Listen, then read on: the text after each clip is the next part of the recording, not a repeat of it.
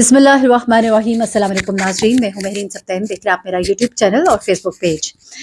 नाज़रीन, ये जो स्टोरी मैं आपके साथ शेयर करने जा रही हूँ, हमारे बहन भाई जो बैरून मुल्क जाकर काम करते हैं, ख़ास तौर पे सऊदी अरब जाके काम करते हैं, उनके लिए एक बड़ी ही अहम स्टोरी है। एक ऐसी सबक आमोज़ कहानी है जो आपको बहुत कुछ बताएगी, बहुत से रंग भी दिखाएगी।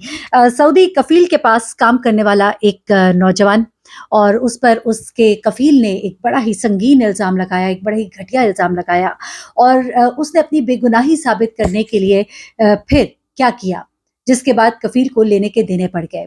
ये एक ऐसी कहानी है जिसको आप ज़रूर सुनिएगा आखिर तक, आपको मालूम होगा कि इंसान की कभी-कभी अक्ल जो है, बल्कि ज़्यादातर उसकी अक्ल जो है, उसको किस तरह बुरे से बुरे हालात से बाहर ले आती है। जो नौजवान जिसकी कहानी मैं आपको सुना रही हूँ, इसकी शादी होती है, और इसकी शादी जिस खातून से होती है, 5-1 साल ये शादी रहती है, इनके यहाँ कोई औलाद नहीं होती, और उस औलाद ना होने की वजह वो नौजवान खुद था, और उसकी बीवी जो है वो अपने साई टेस्ट करा चुकी थी और उसमें सब कुछ ठीक था। तो उसके बाद उस औरत ने इससे तलाक माँगी।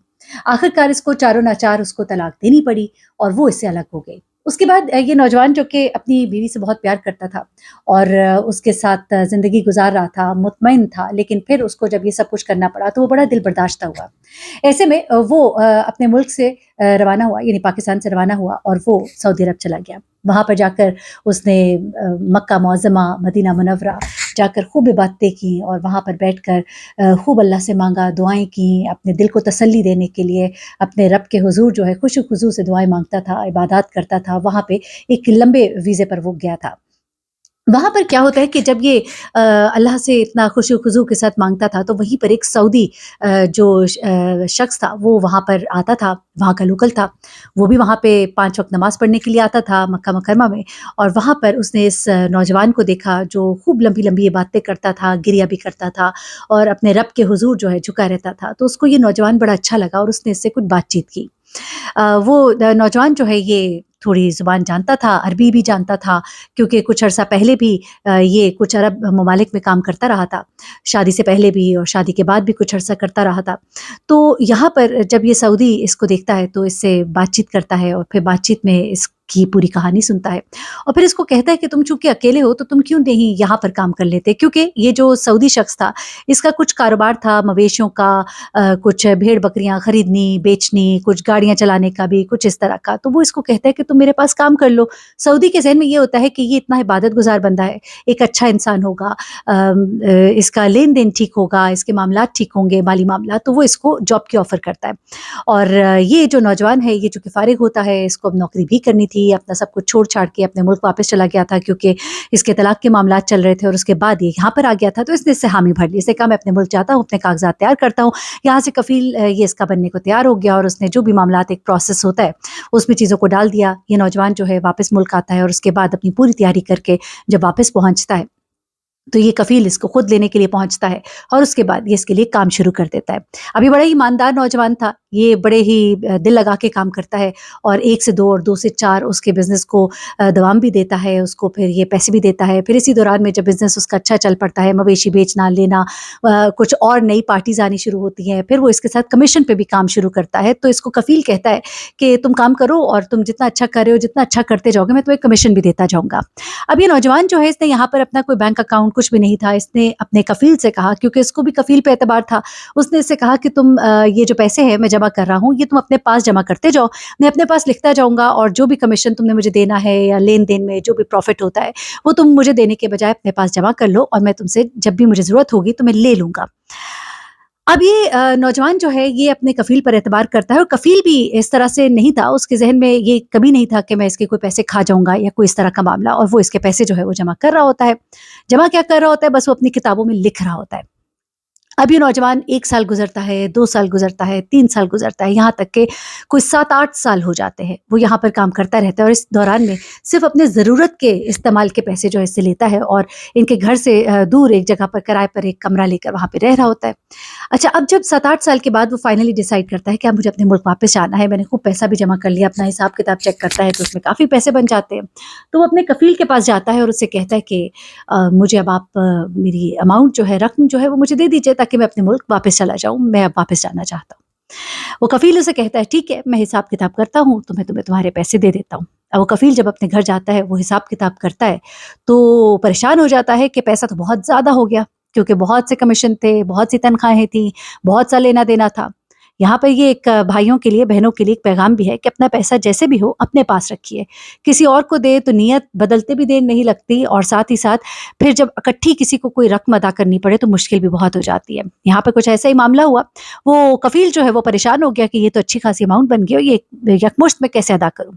اب وہ پریشان ہے اور سوچ رہا ہے کہ میں کیا کروں، اور وہ آدمی جو ہے وہ اسے کہہ رہا ہے کہ یار ذرا جلدی کر دیجئے، میں واپس جانا چاہتا ہوں۔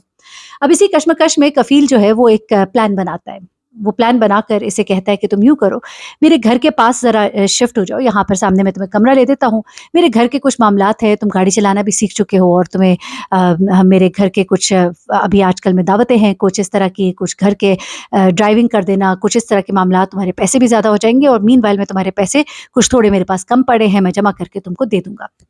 وہ اس پر راضی ہو جاتا ہے۔ اب وہ ان کے گھر آ جاتا ہے جب قریب، تو پھر وہاں پر کام کا سلسلہ شروع ہو جاتا ہے۔ اب وہ ہفتے کے بعد دوبارہ اسے ڈیمانڈ کرتا ہے تو وہ اسی طرح سے اس کو ٹالتا ہے، مہینہ گزرتا ہے وہ پھر ڈیمانڈ کرتا ہے، وہ اسی طرح سے ٹالتا ہے۔ آخر کار جب اس شخص کی طرف سے جب بہت زیادہ ڈیمانڈ جو ہے وہ بڑھتی ہے تو کیا ہوتا ہے کہ اسے کہتا ہے ٹھیک ہے میں کل یا پرسوں میں تمہیں پیسے دے دوں گا۔ اگلے دن یہ ڈرائیور کو اس کی بیوی جو ہے کسی کام سے سودا لینے کے لیے باہر بھیجتی ہے، کیونکہ ان کے گھر میں دعوت ہوتی ہے۔ یہ باہر سودا لینے کے لیے جاتا ہے، واپس آتا ہے، اندر جاتا ہے اس کی بیوی کو سودا دینے کے لیے۔ اس کے بعد یہ واپس اپنے کمرے میں جاتا ہے، تو جیسے کمرے میں ابھی بیٹھتا ہی ہے تو تھوڑی دیر میں دروازہ زور سے پیٹا جاتا ہے، اور اندر دھڑم کر کے کچھ لوگ آتے ہیں، دروازے کو توڑتے ہوئے اندر گھستے ہیں، یعنی کہ زور سے دھکا مارتے ہوئے دروازے کو اندر گھستے ہیں، اور وہ پولیس والے ہوتے ہیں، ان کے شرطے ہوتے ہیں، اور وہ اس کو گرفتار کرتے ہیں، اور یہ پوچھتا رہ جاتا ہے کہ آخر میں نے کیا کیا ہے۔ یہ جس وقت وہاں تھانے پہنچتا ہے، وہاں پر پولیس کے سامنے جب اسے بتایا جاتا ہے تو یہ پریشان ہو جاتا ہے کہ اتنا بڑا الزام۔ اسے کہا جاتا ہے کہ تم نے اپنے مالک کی، اپنے کفیل کی بیوی کو جو ہے چھیڑا ہے، اس کے ساتھ زیادتی کی کوشش کی ہے، اور تمہیں اس جرم میں گرفتار کیا جا رہا ہے۔ اب یہ شخص جو ہے یہ بڑا ہی نمازی، پرہیزگار، تہجد گزار، اس کے پاؤں کے نیچے سے زمین نکل جاتی ہے، پریشان ہو جاتا ہے کہ یہ کیسا الزام مجھ پہ لگا دیا۔ بڑا ہی پریشان ہوتا ہے۔ پھر آگے قاضی کے پاس اس کو جب اگلے دن پیش کیا جاتا ہے، وہاں پر کفیل، اس کی بیوی، اس کے کچھ رشتے دار سب وہاں پر موجود ہوتے ہیں۔ جب یہ وہاں پر جاتا ہے اور جج صاحب اسے پوچھتے ہیں کہ قاضی صاحب کہ بھائی یہ تم نے کیا کیا ہے، تو یہ کہتا ہے میں نے بالکل ایسے نہیں کیا۔ جب اس خاتون سے پوچھا جاتا ہے تو وہ اس وقت پورے پردے میں ہوتی ہے، اور بڑے ہی جھجکتے ہوئے وہ کہتی ہے کہ اچھا، اب اس کی آواز میں لغزش بھی ہوتی ہے، اس کی آواز کپ کپا بھی رہی ہوتی ہے، اور وہ کہتی ہے کہ میں یوں گھر میں اکیلی تھی، اس کو سودا لینے کے لیے بھیجا، یہ سودا لے کر آیا، اس نے اندر آ کر مجھے اکیلے پایا کچن میں، اور میرے ساتھ زیادتی کی کوشش کی۔ اب جب اس سے پوچھا جاتا ہے تو یہ کہتا ہے کہ ہاں میں سودا لینے گیا تھا، میں سودا لے کر بھی آیا تھا، میں نے اندر آ کر سودا بھی پکڑایا تھا، اور میں سودا پکڑا کر میں واپس چلا گیا تھا، میں نے ایسی کوئی حرکت نہیں کی۔ یہ وہاں پر اقرار نہیں کرتا، لیکن اسے فی الحال جیل بھیج دیا جاتا ہے کہ اب اس کا فیصلہ ہوگا کل۔ یہ وہاں پر ہوتا ہے، خوب گریا کرتا ہے، رات کو نماز پڑھتا ہے، توبہ کرتا ہے اللہ سے، یا اللہ میں کدھر پھنس گیا۔ وہاں پر ایک اور شخص ہوتا ہے جو مجرم ہوتا ہے، اور ذرا شاطر مجرم ہوتا ہے۔ وہ جب اس کو اس حال میں دیکھتا ہے تو اسے کہتا ہے کہ تم نے کیا کیا؟ کہتا ہے میں نے کچھ نہیں کیا۔ اسے کہا کچھ نہیں کیا تو تم یہاں کیوں ہو؟ پھر وہ اپنی رودات سناتا ہے، تو وہ اس کی طرف دیکھتا ہے، کہتا ہے کہ مجھے تمہیں دیکھ کے ترس آ گیا، تم جتنی خوشی و خضوع سے اللہ سے مانگ رہے ہو، مجھے تم پہ ترس آ رہا ہے، لیکن تم کتنے بے وقوف ہو۔ وہ کہتا ہے کہ میں کیا بے وقوف ہوں؟ پھر وہ اس کے کان میں کچھ کہتا ہے کہ تم جب کل قاضی صاحب کے پاس جاؤ تو یہ کہنا۔ تو یہ کہتا ہے کہ میں اس طرح نہیں کہہ سکتا۔ وہ کہتا ہے تمہیں یہ کہنا پڑے گا، کیونکہ اگر تم یہ نہیں کہو گے تو تم بچو گے نہیں۔ اب پوری رات وہ بڑی کشمکش میں گزارتا ہے کہ میں اتنی بڑی بات قاضی کے سامنے کیسے کروں گا۔ اگلے دن وہ قاضی کے سامنے پیش ہوتا ہے۔ قاضی صاحب جو ہے وہ اسے پھر دوبارہ وہی سوال کرتے ہیں کہ کیا تم مانتے ہو تم نے یہ سب کیا؟ تو یہ چپ ہو جاتا ہے۔ خاتون سے پوچھا جاتا ہے کہ یہ جو کچھ بھی تم کہہ رہی ہو یہ بہتان تو نہیں ہے، تہمت تو نہیں ہے؟ وہ پھر کپ کپاتی آواز میں کہتی ہے کہ نہیں، میں نے جو بتایا ہے آپ کو ٹھیک ہے۔ پیچھے ہی اس کا شوہر کھڑا ہوتا ہے، 2 بار وہ مڑ کے اپنے شوہر کو بھی دیکھتی ہے جیسے کچھ گھبرائی بھی ہے، اور اس کے بعد وہ وہی بیان دیتی ہے۔ اب جج صاحب جب اسے کہتے ہیں قاضی صاحب کہ بتاؤ آخری موقع ہے، تو یہ کہتا ہے اچھا ٹھیک ہے، میں کچھ کہنا چاہتا ہوں۔ یہ بالکل خاتون درست کہہ رہی ہے، لیکن وہ کہتا ہے کہ ایسا نہیں ہے کہ میں نے یہ سب اپنی مرضی سے کیا، بلکہ اس میں اس کی مرضی بھی شامل تھی، بلکہ ایسا سب کچھ تو ہمارے درمیان پچھلے کئی مہینوں سے ہو رہا ہے۔ میں جب بھی اس کو لے کر جاتا ہوں، لے کر آتا ہوں، ہماری تو بڑی دوستی ہے، اور یہ کوئی ایک دن کی تو بات نہیں ہے۔ جب یہ ابھی بول رہا ہوتا ہے تو اس عورت کی چیخ نکل جاتی ہے، وہ کہتی ہے میرے پہ بہتان باندھ رہا ہے، یہ تہمت لگا رہا ہے۔ تو کہتی ہے ایسا کچھ بھی نہیں ہے، بلکہ اس نے کچھ بھی نہیں کیا، یہ سب جھوٹ ہے، بکواس ہے، یہ میرے شوہر کی کرنی ہے، جو مجھے भुगतनी पड़ी है। मैं अगर नहीं सुनती उसकी बात तो वो मुझे तलाक दे देता। वहाँ पर काजी साहब जो है मुड़कर उस औरत को देखते हैं और उसके शौहर को देखते हैं। उसका शौहर जो बहुत गुस्से से अपनी बीवी को घूर रहा होता है और एक बाजू से उसने उसको पकड़ा होता है, और वो जो है खातून चिल्ला कर कहती है कि ऐसा कुछ भी नहीं है, मुझे मजबूर किया गया था, मेरे शौहर ने इसके पैसे देने थे, मैं नहीं चाहती थी ये सब कुछ कहना, मेरा दिल हरगिज गवारा नहीं कर रहा था, लेकिन ये जो इतना बड़ा बहतान लगा रहा है, मैं सारी जिंदगी इसका बोझ नहीं उठा सकती।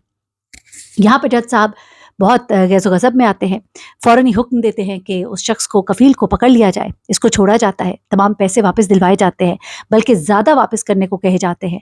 ये शख्स जब वापस आता है, फिर उसके बाद अगले दिन जब इसे अदालत में बुलाया जाता है, पूछा जाता है काज़ी साहब की तरफ से कि तुम क्या चाहते हो, और इसने तुम्हारे साथ ज़्यादती की है, तो फिर ये कहता है कि मैंने अल्लाह के लिए इसको माफ़ किया, मुझे मेरे पैसे मिल गए, मैं वापस जाना चाहता हूँ। और ये मामला जो है इस तरह से अंजाम पज़ीर होता है। लेकिन देखिए, जहाँ पर इंसाफ तेज़ी से होता है ना, वहाँ पर बहुत से मामलात जो है फ़ौरन हल भी हो जाते हैं। लेकिन एक थोड़ी सी अक्लमंदी जो है उसकी जान बचा लेती है। लेकिन याद रखिए कि अपना माल अपने पास ही रखिए। एक इसके अंदर आपके लिए पैगाम भी मौजूद है। जहाँ बहुत पैसा आप किसी के हवाले कर देंगे, किसी की नीयत बदलते देर नहीं लगती, और फिर ये भी हो सकता है कि अगले के पास उतना हो ही ना। तो जो अपने पास है, जो अपने हाथ में है, वही है। वो कहते हैं ना कि a bird in hand is better than two in bushes. जो आपके पास है वो उन 2 चीज़ों से बेहतर है जो आपसे दूर है। अपना बहुत ख्याल रखिएगा, दुआ में याद रखिएगा। अल्लाह हाफ़िज़।